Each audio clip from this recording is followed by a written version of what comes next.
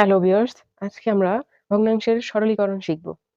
তো এরকম ভগ্নাংশ দেওয়া থাকলে আমরা কিভাবে অ্যান্সার বের করব? চলুন আজকে ভিডিওতে দেখে নেওয়া যাক। ১ম এ এরকম ভগ্নাংশ দেওয়া থাকলে এবং এটা মিশ্র বা সমস্তলা দেওয়া থাকলে তাহলে আমরা কি করব? এটাকে মিশ্র ভগ্নাংশে ভেঙে আমরা মূলত প্রকৃত ভগ্নাংশে রূপান্তর করে নিব।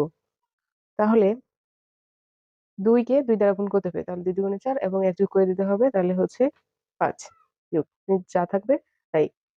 ঠিক একইভাবে আমরা এই সমস্তলা বা মিশ্র ভগ্নাংশটিকে প্রকৃত ভগ্নাংশে রূপান্তর করে নিব। তাহলে ২ থাকলো ২ কে ২ আর ১ যোগ করলে ৩ বিয়োগ ৩। এখন আমরা এই সবগুলোর সংখ্যার বা ভগ্নাংশের লসাগু করব। এখানে ২ আর এখানে ১। মনে, মনে আমরা এটাকে ১ ধরে নিব। আর এখানে ২ আর ৩ এর নিচে মনে, মনে ১ ধরে নিব। তাহলে ২ এবং ২ এর লসাগু ২।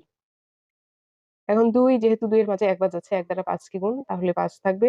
যোগ ১ যেহেতু ২ এর মধ্যে ২ বারই যায় তাহলে ২ আর ২ গুণ করলে ৪। ২ এর মাঝে ১ বার যায়। ১ দ্বারা ৩ কে গুণ করলে ৩।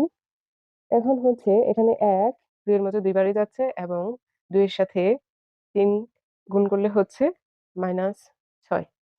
এখন আমরা যোগ বিয়োগ করে দেব। ২, ২ থাকলো। এখন ৫ আর ৪ এ ৯, ৯ আর ৩ এ ১২। ১২ থেকে ৬ বাদ দিতে হবে। তাহলে ১২ থেকে ৬ বাদ দিলে ৬ থাকে আর ২। এখন আমরা দেখব এখানে আমরা অ্যান্সারটা দিব না। কারণ কি? এখানে কাটাকাটি যাচ্ছে। তাহলে ২ ৬ এর মধ্যে ৩ বার যায়। তাহলে এটার অ্যান্সার হবে ৩। তাহলে আমরা ভগ্নাংশের গুণ দেখব। তাহলে এটা যদি আমরা করতে যাই, ১ম এ আমরা দেখব কাটাকাটি যায় কিনা। এখানে ৩, ৯ এর মধ্যে ৩ বার যাচ্ছে। আর কোনটাতে কাটাকাটি যাচ্ছে না। তাহলে আমরা কি করব?